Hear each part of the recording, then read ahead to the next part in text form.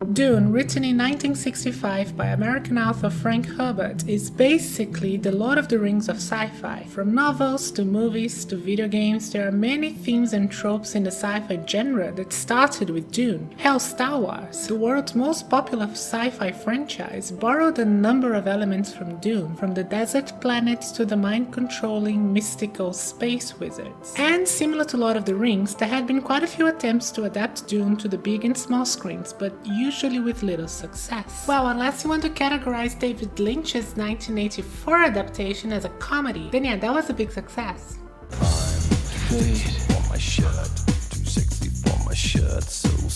Now, Lord of the Rings did get an adaptation worthy of its name in the early 2000s, the famous trilogy directed by Peter Jackson. You have my sword. And you have my bow. And my axe. And now we can finally say the same thing about Dune. Directed by Denis Villeneuve, Dune Part 1 was one of the best films I've seen in years. In technical terms, it's a 10 out of 10. Amazing visual effects, breathtaking cinematography, and Hans Zimmer zimmering more than he has ever zimmered before. For real. Hans Zimmer. Title card. Now, maybe those who aren't familiar with the novel were not that blown away by the movie like novel fans were. But for those of us who have read Herbert's book, this movie was really like seeing that amazing universe coming to life. I was so impressed by this film that I had to see it twice in the theaters, something I very rarely do. I mean, I didn't even watch Mad Max Fury Road twice, and I really enjoyed that movie. But anyway, I didn't make this video just to say how amazed I was by Dune Part 1, and believe me, I could spend an hour here just saying how much I love this movie, but since I don't want to bore you to death, I want instead to do something similar to my previous movie analysis and try to understand the political message of this movie. In other words, what were the filmmakers trying to tell us with Dune Part 1?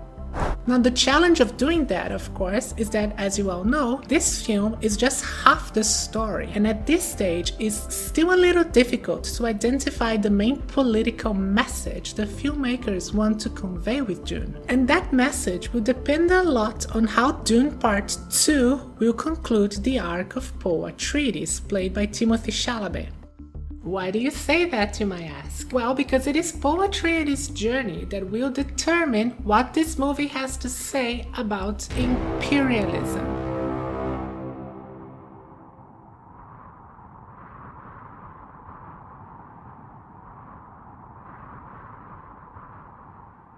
Dune is a very high IQ story. You need to be like a Rick and Morty fan to really appreciate its depth. I can't go Rick!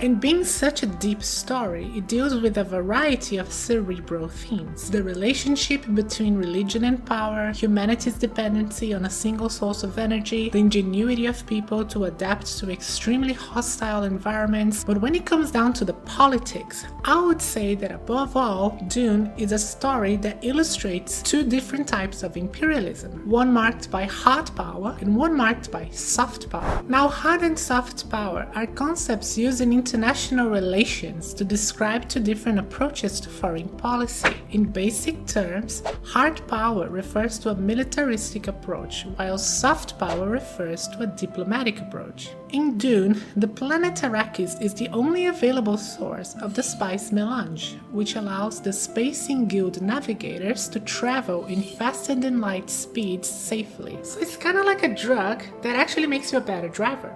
Now, this particular property of the spice makes it invaluable for space travel, meaning the Empire has enormous interest in occupying Arrakis to harvest the spice. And in the feudal-like structure of space politics in Dune, that occupation occurs through something called a Sirida fief. The Emperor issues a mandate to one of the great houses of the known universe, which are like space feudal nobles, to be in charge of the entire planet. In theory, it's also simple enough. The Emperor grants you a fief, then you go to Arrakis, then you get the spice, then you make the money, then you get the power, and then you get the women. Easy peasy. Passano completely questi to me, man. The problem, however, is that despite being a desert planet, Arrakis was not a deserted planet. See what I did there? The planet was in fact occupied by an indigenous people known as the Fremen. The Fremen, however, had little to no say in relation to the terms of the occupation. The great house in charge of the planet could rule Arrakis however they saw fit, and as long as they kept the spice flowing, the Empire didn't seem to care to what was going on the planet. Now, if you know a thing or two about history, this is textbook colonialism, which is the ultimate form of an imperialistic foreign policy, which, I should remind you, is a bad thing. And since the occupation of Arrakis was of a colonial nature, to the indigenous Fremen, it really didn't matter which house was in control of Arrakis. That house was simply a representative of the Empire entrusted to maintain the colonial structure of their occupation. And that is a point that is made very clear by the leader of the Fremen, Stilgar, played by Javier Bardem, when he meets with Duke Leto Atreides, played by Oscar Isaac. I believe your people and mine have much to offer one another. You are outworlders. You come here for the spice, you take it, giving nothing in return. Now, at the beginning of the story, House Atreides was not in charge of Arrakis. In fact, the planet was in charge of House Harkonnen, the sworn enemies of House Atreides. And the Harkonnen ruled by hard power, as explained by the Fremen character Chani, played by Zendaya during the film's introduction. They ravage our lands in front of our eyes. Their cruelty to my people is all I've known.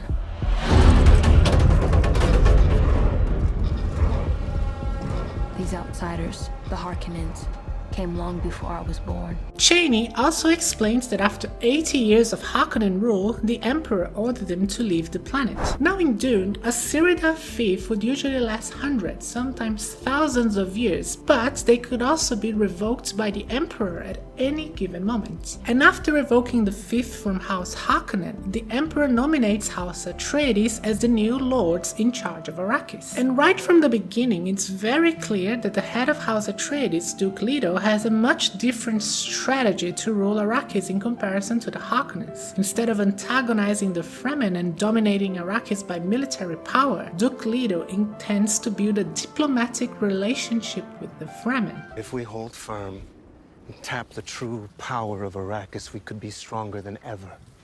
What does that mean? Mining spice, keeping the Fremen in their place? We'd be no better than Harkonnens. No. By making an alliance with the Fremen. However, notice how Leto talks about ruling Arrakis. The Emperor has given me Arrakis as my fief to rule and protect. So Leto may have plans to have a positive relationship with the indigenous people of this planet instead of brutalizing them like the Harkonnens did, but he still sees himself as the ruler of Arrakis, despite not being recognized as such by the Fremen. You see, he has the colonialist mindset. It doesn't even cross his mind that maybe the Fremen don't want his house in their planet at all. And Leto doesn't consider that because the needs and wants of the Fremen are not his priority. His priority is to improve his house's position as Lords of Arrakis and have full control of the planet. So his intended alliance with the Fremen is not an alliance at all. It's domination. Domination through soft power, but domination nonetheless.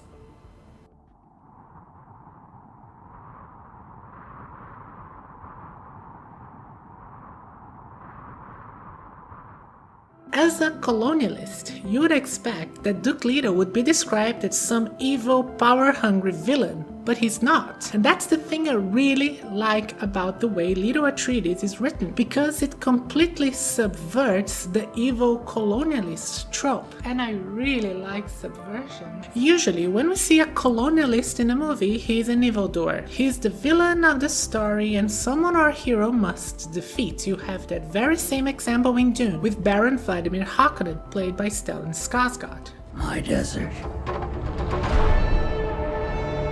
My Arrakis. My Dune.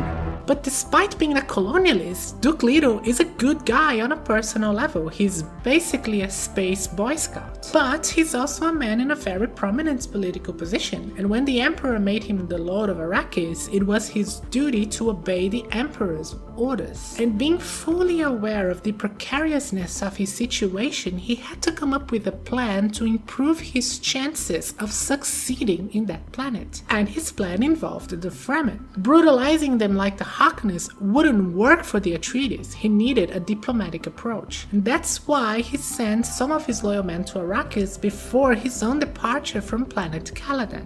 You see, Leto's plan is to gain the trust of the Fremen, but not because he particularly cares about them, but because he intends to use them out of necessity. Now, judging by his personality, we can probably assume that using the Fremen is not something Duke Leto is particularly proud of. I mean, he's fully aware that the Fremen simply want to be left alone, and probably would rather see the Empire out of their planet entirely. But that is not an option for House Atreides. And as head of his house, Duke Leto must protect the legacy of his family. And the only way for him to do that is through what he calls desert power. That is, having the Fremen to fight for his house. Duke Leto knows that his position in Arrakis is so delicate that without seducing the Fremen to fight for him, he's likely to fail and see his house fall. But you see, that's the thing with politics. Sometimes you are in a very delicate position and you have to make decisions that you aren't very proud of. Decisions that might go against what you think is right or moral. And in my opinion, Leto Atreides is such a well-written character because the ambiguity of the man versus the politician makes him so morally complex. And the writer here does not judge him in a good or a bad way for his political schemes. Both Frank Herbert and Denis Villeneuve leave up to the audience to make a moral judgment themselves. So being a pragmatic colonialist make Duke Leto a bad guy? Well, that's entirely up to you to say.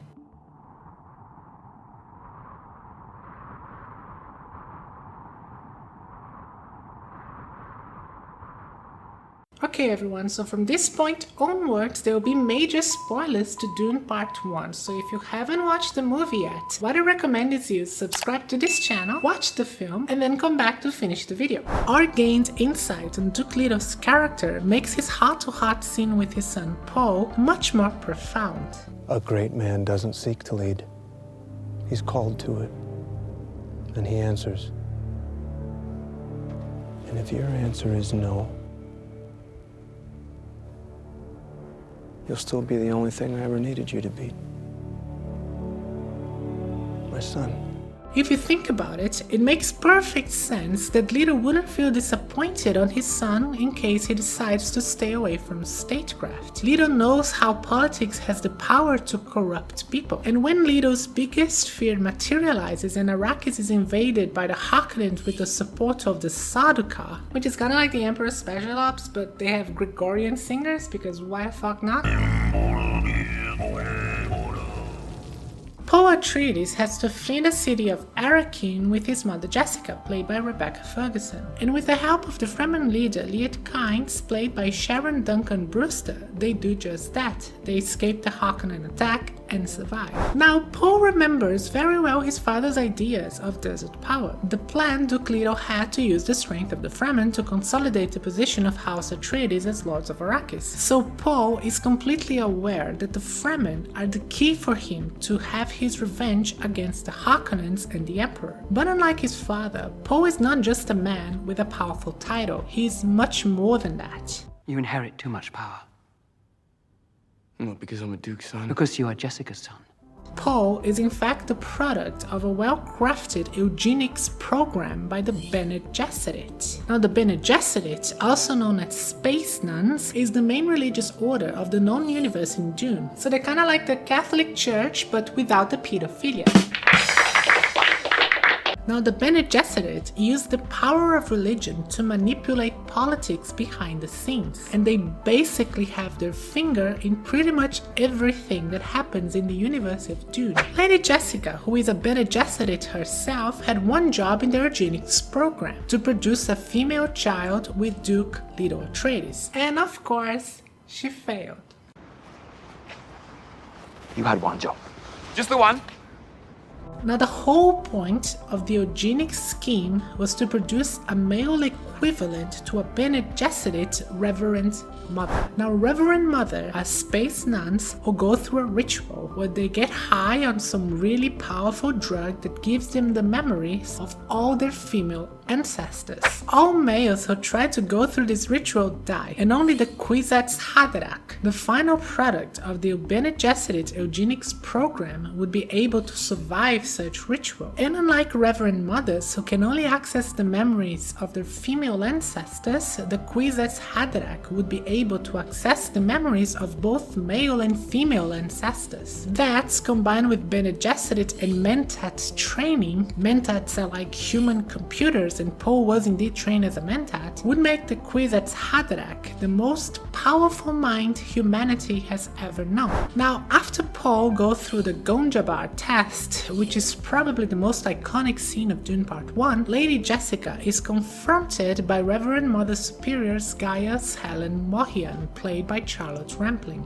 You were told to bear only daughters, but you in your pride thought you could produce the Kwisatz Haderach. This little exposition scene not only serves to explain to the audience the eugenics program of the Bene Gesserit, but also to show the organization's greatest fear, that Poe Atreides might be the Kwisatz Haderach, coming a generation too soon. And that is something that could disrupt the Bene Gesserit schemes. However, at this point, we still don't know if in Denis Villeneuve's version, Poe Atreides really is the Kwisatz Haderach or not. There are hints in Dune Part 1 that he is, but those come mostly from Poe's dreams and visions, so it could be a product of his own mind. So we don't know yet. We have to wait for Part 2. But anyway, what is the importance of all this, you might ask? Well, this is important because it makes it clear that Poe Atreides has numerous abilities, in particular being far more intelligent than most people. Now, Duke Leto couldn't fulfill his plans in Arrakis because he was betrayed, but Poe believes that he can succeed where his father has failed. Because unlike his father, Poe finds himself in a very special position among the Fremen. Many Fremen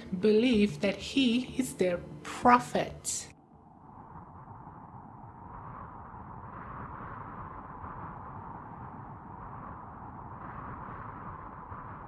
There are quite a few critics who complain about Dune using the white savior trope in its narrative. And the truth is that their complaint is not without merit. Now, the white savior trope is basically a story where a white person finds themselves among people of a different ethnic group facing some sort of difficulty and ends up being the one who leads them to victory or a better future. Think of Avatar, Elysium, Dances with Wolves, which is actually a pretty good film despite the white savior stuff, but anyway, you get the idea. Now, Dune Part 1 does give reasons for people to suspect that Denis Villeneuve's film might just as well be another example of a white savior movie. But at the same time, it gives reasons for people to suspect that it may not be a white savior movie at all. For example, upon arriving in Arrakis, Poe receives a rather bizarre greeting from some of the locals. Now, Lady Jessica explains to Poe the reason for this. She tells him that he perfectly fits a prophecy that the Bene Gesserit have planted in Arrakis many years ago.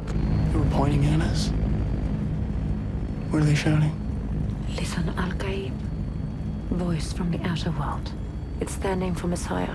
These people have waited for centuries for the Lisan al-Gaib. They see you. They see the signs.